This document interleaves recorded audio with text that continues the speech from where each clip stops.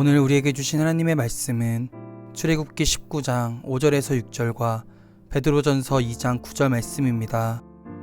세계가 다 내게 속하였나니 너희가 내 말을 잘 듣고 내 언약을 지키면 너희는 모든 민족 중에서 내 소유가 되겠고 너희가 내게 대하여 제사장 나라가 되며 거룩한 백성이 되리라. 너는 이 말을 이스라엘 자손에게 전할지니라. 그러나 너희는 택하신 족속이요 왕같은 제사장들이요 거룩한 나라요 그의 소유가 된 백성이니 이는 너희를 어두운 데서 불러내어 그의 기이한 빛에 들어가게 하신 이의 아름다운 덕을 선포하게 하려 하심이라. 오늘 이 말씀에 많은 은혜 받으시기 바랍니다.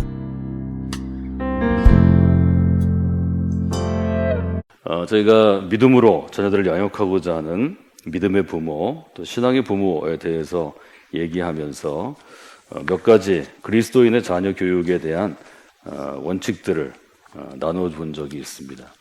첫째로 우리가 생각하는 것은 어떤 것인가 하면 자녀 교육이라는 것은 믿는 사람이나 믿지 않는 사람이나 부모의 뜻대로는 되지 않는다 하는 점입니다. 그래서 일단 우리가 인정해야 될 것은 무엇인가 하면 어떤 부모도 자녀를 자기 뜻대로 교육할 수는 없다 하는 것입니다. 몇 가지 여러분들이 생각하실 점들이 있죠. 첫 번째는 부모는 자녀를 일단 이해하려고 노력하는 사람이다. 그렇게 나누었습니다. 부모가 자녀를 이해하지 않고 내가 살아온 시대, 내가 살아온 방식으로 자녀를 기르는 것은 큰 착각입니다. 부모가 살아온 시대는 과거입니다. 내가 살아온 시대의 가치관이나 내가 살아온 시대의 지혜를 가지고 미래의 자녀 세대를 구속할 수 없습니다. 먼저는 아이들의 타고난 성품을 잘 이해해야 합니다. 이 자녀가 일단 하나님으로부터 태어난 품성과 성품과 기질은 무엇인가, 이걸 이해하는 것으로부터 자녀를 볼 수 있죠. 또 하나는 재능을 이해하는 것입니다.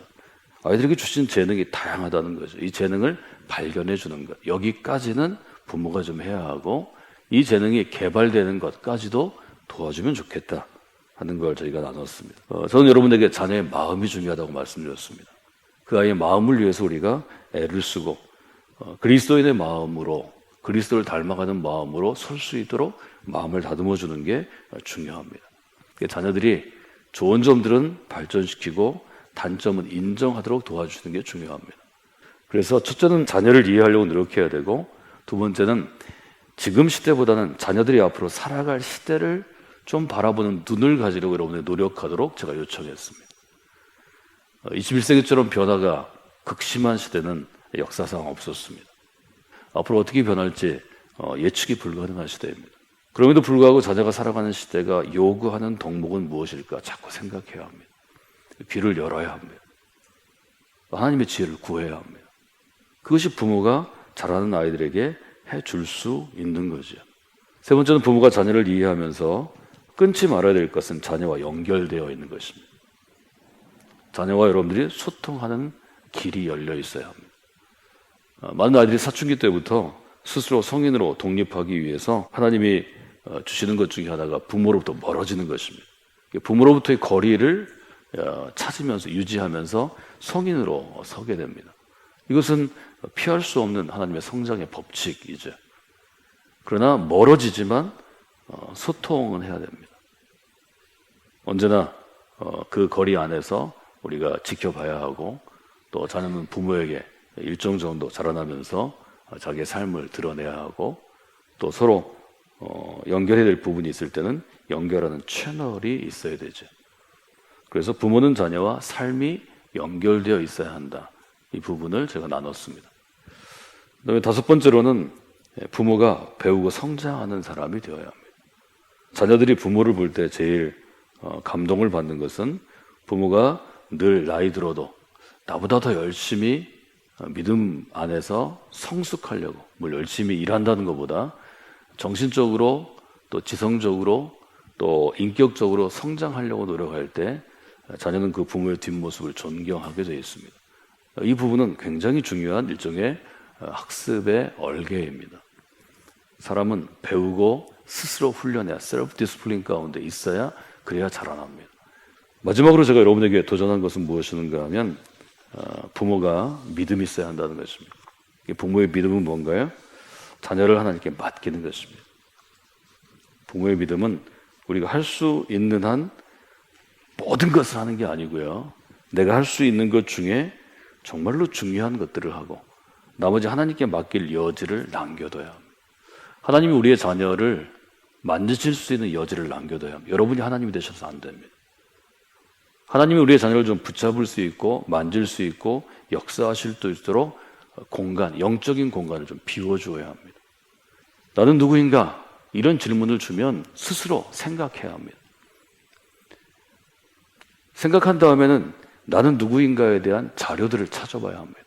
이 사람은 이렇게 얘기했고 저 사람은 저렇게 얘기했고 19세기는 이렇게 얘기했고 18세기는 이렇게 이것이 일종의 자료 정리, 공부하는 방법입니다. 인간의 사상이 이론이 어떻게 발전되어 왔는지 공통점과 차이점을 찝어낼 수 있는 능력이 있어야 합니다. 사람들은 기본적으로 이렇게 생각했구나. 이 시대는 이렇게 생각했구나. 그 다음에 자기에게 적용해야 합니다. 21세기에 한국 사회 안에서 어떻게 우리가 적용해야 되는가. 이런 시대 가운데 아이들이 살 때는 그 인생의 길을 하나님께 맡기고 인생의 길이 막힐 때마다 무릎 꿇어서 돌파하든지 하나님의 도움을 구해야 그래야 부모도 좋은 부모가 되고 자녀도 좋은 자녀가 될 수 있다 하는 점을 저희가 함께 나누었습니다. 그래서 첫 번째로 저희가 다룬 문제가 어떤 것인가 하면 나는 누구인가 하는 문제입니다. 나는 누구인가 하는 것에 대해서 우리가 갖고 있는 고정관념이 있는데 이거 하나는 반드시 고쳐야 합니다. 나는 누구인가 하는 것이 지금 딱 한 번에 형성되는 게 아니라는 것입니다. 나는 누구인가 하는 것도 이 이해가 자기가 걸어가는 인생의 길에 따라서 계속해서 발전해 갑니다. 그렇기 때문에 이 정체성은 계속해서 매일 생각해 봐야 합니다. 나는 누구인가? 나는 왜 여기에 있는가? 나는 어디로부터 왔는가? 나는 어디로 가야 하는가? 이 우리가 철학에서 얘기하는 기본적인 질문이죠. 이 질문은 나는 누구인가를 형성하는 데 굉장히 도움이 됩니다.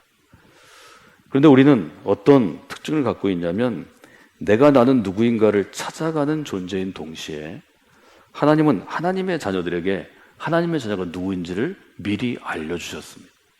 우리는 이것을 뭐라고 부르는가 하면 약속, 언약이라고 부릅니다. 그래서 출애굽기는 하나님께서 이스라엘 사람들에게 이스라엘은 누구인가에 대한 일종의 생각해야 할 하나의 명제를 주셨죠. 생각해야 될 하나의 딱 주제를 주셨어요. 그게 출애굽기고 이것을 가지고 신약시대 그리스도인은 누구인가로 한 번 더 고백한 것을 우리가 베드로전서에서 찾을 수 있습니다. 나는 누구인가에 대한 이해에서 우리가 생각할 수 있다면 이것은 한 번에 형성되는 것이 아니라 매일 생각해야 되고 매일 다시 정의해야 되고 발전해 나가는 것이다 하는 점을 여러분들이 기억하시면 좋을 것 같습니다. 출애굽기와 베드로전서는 사실은 맥을 같이 하는 것입니다. 그렇기 때문에 우리는 나는 누구인가를 찾아가면서 하나님께서 우리에게 주신 그리스도인은 누구인가 또 하나님의 백성은 누구인가를 성경에 비추어서 함께 생각해야 된다고 제가 말씀을 드렸습니다. 그리고 하나님께서 말씀하신 하나님의 백성은 누구인가 또 그리스도인은 누구인가 하는 것들을 연결해서 우리가 생각하고 이해할 때 그때 좋은 그리스도인으로 설 수 있다 하는 점을 여러분들이 생각해 볼 수 있었습니다. 이 정체성의 문제는 저희가 늘 강조하는 것인데 특별히 10대 후반부터 20대에는 이게 제일 중요합니다. 내 인생에서 내가 무엇을 해야 될지 잘 모르는 일종의 목표의 상실, 내가 왜 열심히 해야 되는지 모르는 열정의 상실, 이것들을 해결하지 못하면 개인의 인생을 바로 세우는 것도 불가능하고 무엇보다 우리가 늘 기도하는 것, 죽어가는 생명들을 살려내는 크리스천 리더로 살아가는 것은 가능하지 않습니다. 정체성에 대한 이해가 분명해야 리더십이 될 수 있습니다. 출애굽기에서 하나님은 이렇게 묻습니다. 야훼 하나님, 너희들을 부르는 나는 누구이냐? 나는 누구인가의 질문입니다. 또 하나님은 이렇게 묻습니다. 너희들을 이끌어갈 내가 부른 모세는 또 누구이냐? 물어본다는 거죠. 또 하나님은 이렇게 묻습니다. 하나의 민족으로서 이스라엘은 누구이냐? 이 세 가지 질문입니다. 하나님은 누구인가? 모세는 누구인가? 이스라엘은 누구인가? 이 세 가지 질문이 출애굽기 가운데 있습니다. 이 세 가지 자기의 아이덴티티를 구체화시키는 것이 출애굽기로부터 신명기까지의 토라라고 제가 성서대학에서 여러분에게 말씀을 드렸습니다. 출애굽도 하루에 이루어지는 일회성이 아니죠. 하나님이 주시는 이 자유함은 삶의 매 순간마다 일어나는 것입니다. 이 세 가지 질문이 중요하듯이 이 세 가지 질문을 통해서 아주 분명하게 하나님께서 이스라엘 사람들에게 적어도 세 가지를 말씀해 주십니다. 하나님의 백성을 우리가 그리스도인으로 바꾼다면 그리스도인은 하나님의 무엇이라고 말씀하시나요? 소유라고 말씀하십니다. 소유라는 단어에 대해서는 아주 분명하게 여러분들이 갖고 있는 것 중에 제일 귀한 보물이다, 제일 귀한 보석이다, 이렇게 기억하시도록 제가 요청을 했습니다. 내가 갖고 있는 것 중에 아주 특별한 것입니다.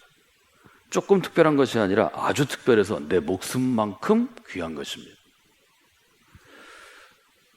우리 모두는 하나님께서 하나님의 목숨만큼 귀하게 여기는 존재입니다. 이것은 성경이 우리에게 주는 큰 축복입니다. 이 말씀을 듣고 감동을 느끼지 못하는 사람들의 특징은 귀한 게 뭔지를 잘 모르는 사람, 내 인생에 귀한 걸 아직 잃어보지 않은 사람들입니다. 내 인생에 귀한 게 별로 없는 사람들입니다. 하나님이 나를 정말 이 세상 가운데 가장 귀한 보석처럼 생각하신다는 것은 하나님이 우리에게 줄 수 있는 가장 큰 선물입니다. 제일 큰 응원입니다. 하나님 정말로 나를 귀하게 여기신다면 하나님께서 나의 길을 잘 인도하실 것입니다. 하나님이 너를 정말 특별하게 여기셔서 정말 그렇게 우리말로 사랑하신다면, 그렇다면 하나님께서는 내게 좋은 길을 예비하시고 인도해 주실 것입니다. 이게 믿음입니다. 아이들이 이런 믿음만 갖고 있으면 세상의 어떠한 상황에서도 능히 이겨나갈 수 있습니다. 우리가 다니엘 예를 들죠, 모세도 예를 들죠, 여호수아도 예를 들죠, 바울도 예를 들죠. 특징이 뭔가요? 우리보다 더 멋진 삶을 산 사람들입니다. 우리보다 더 고통스러운 삶을 산 사람들입니다. 우리보다 더 눈물을 흘리는 삶을 산 사람들입니다. 그러나 아주 훌륭하고 당당하게 하나님과 동행한 사람들입니다. 우리 아이들에게 줄 수 있는 가장 큰 인생의 보호막이 이거 아닌가요? 부모가 믿음이 있어야 합니다. 그래야 아이들을 그리스도를 키우려고 애를 쓰는 것입니다. 두 번째로 그리스도는 구약시대에 무슨 역할을 기억하나요? 제사장의 역할을 기억합니다. 제사장은 어떤 것인가 하면 내가 하나님께 더 사랑받고 하나님께 좋은 거 받는 사람이 아닙니다. 다른 사람들이 하나님께 나아가도록 길을 열어주는 사람입니다. 맞으면 이스라엘은 다른 사람들이 하나님의 은혜를 받고 하나님의 사랑을 받고 하나님의 축복을 받도록 길을 열어줄 때 자기 역할을 감당하는 것입니다. 하나님께서 이스라엘을 크게 책망하시고 예수 그리스도를 통해서 새로운 길을 여신 것은 이스라엘이 길을 여는 사람이 아니고 길을 막는 사람들이 되었기 때문입니다. 다른 사람이 하나님께 나아가는 것을 막는데 하나님이 그것을 치우지 않을 이유가 없습니다. 하나님은 그 길을 여시고 새로운 교회를 통한 그리스도의 십자가 구원을 통한 길을 여셨다고 표현합니다. 이런 아이들이 이 제사장의 역할을 하도록 잘 본을 보이시고 가르치셔야 합니다. 다른 사람에게 길을 여는 제사장 역할을 감당하는 것, 하나님의 은혜를 체험케 하고 하나님의 축복 가운데 나아가도록 이 구원의 길을 열어주는 역할이 너무 소중합니다. 이것은 목사님들과 같이 안수받은 목회자들이 하는 일이 아니라 모든 그리스도인이 하는 일이라고 하나님께서는 휘장, 지성소의 휘장을 여셨습니다. 이게 굉장히 중요한 것입니다. 대제사장만이 들어갈 수 있는 곳에 길을 여셨다고요. 그래서 우리 모두가 제사장의 역할을 담당하도록 격려하시고 일하게 하십니다. 세 번째는 어떤 것인가요? 그리스도는 거룩한 백성으로 이 세상에 살아가는 사람들입니다. 여기서 거룩하다는 말은 분리되다 혹은 구별되다라는 뜻입니다. 우리는 하나님의 백성으로서 하나님의 법을 따라서 이 세상에 살아감으로 구원을 이루는 사람들입니다. 우리 아이들이 이런 그리스도의 정체성에 가까이 갈 수 있도록 돕는 것이 부모의 역할입니다. 부모의 역할은 자녀에게 그리스도인이 마땅히 이러이러하게 살아야 한다는 길을 조금이라도 더 보여주는 일종의 모델이 되어야 된다는 거죠. 그 역할들을 부모가 감당할 때 그때 자녀들이 그리스도인이 되는데 좀 더 쉬운 길, 좀 더 좋은 길을 찾아갈 수 있다는 거죠. 또 하나는 모든 인생에는 역할 모델이 있어야 하는데 한 명이 있는 게 아니고요. 내 인격의 부분, 또 내가 신앙생활하는 부분, 또 내 재능을 따라서 직장 생활하는 부분에 각각의 롤모델들을 많이 두는 게 좋습니다. 그리고 무엇보다 아이들이 예수 그리스도를 롤모델, 역할 모델로 둘 수 있도록 아이들에게 자꾸 도전하고 격려하는 것. 이것이 부모가 해줄 일이라는 것을 우리가 다시 한번 돌아보게 됩니다. 우리 자녀들을 위해 기도하는 것은 부모들은 부모의 역할이 무엇인지를 좀 잘 생각하고 배우는 부모들이 됐으면 좋겠습니다. 또 자녀들은 내가 그리스도인으로 부르심을 받았다 하는 자기 이해를 계속해서 받는 게 중요합니다. 우리가 그냥 나는 누구인가 이걸 위해서 기도하는 게 아닙니다. 우리는 교회 안에서 우리가 그리스도인으로 부름받았다는 것을 깨닫도록 돕는 사람들입니다. 우리는 그것을 위해서 신앙생활을 하는 것입니다. 그리고 그 부름받은 사람들이 그리스도인으로 어떻게 살아갈지를 가르치고 훈련하고 돕는 것이 교회 역할입니다. 때를 얻든지 얻지 못하든지 이 점을 굉장히 강력하게 도전해야 합니다. 너는 그리스도인으로 부름받은 사람이다. 하나님은 너를 부르시고 선택하셨다. 우리는 이 부르심에 합당한 삶을 살아가야 한다. 이것이 에베소서, 빌립보서, 골로새서의 기본적인 틀입니다. 기본적인 결론이고 바울은 이 원칙에서 여러 케이스들을 예를 통해서 설명할 뿐이지 원칙에서 벗어나지 않습니다. 이것은 우리도 마찬가지입니다. 여러분 그리스도인으로 부름받은 사람들입니다. 그리스도인으로 살아가도록 훈련받아야 합니다. 그리스도인으로서 열매 맺는 사람이 되셔야 합니다. 우리 교회 안에 이 분명한 복음의 진리들이 세워지고 가르쳐지고 훈련되고 적용되는 실천되어지는 귀한 신앙 공동체가 되도록 여러분이 노력해 주시기를 원합니다.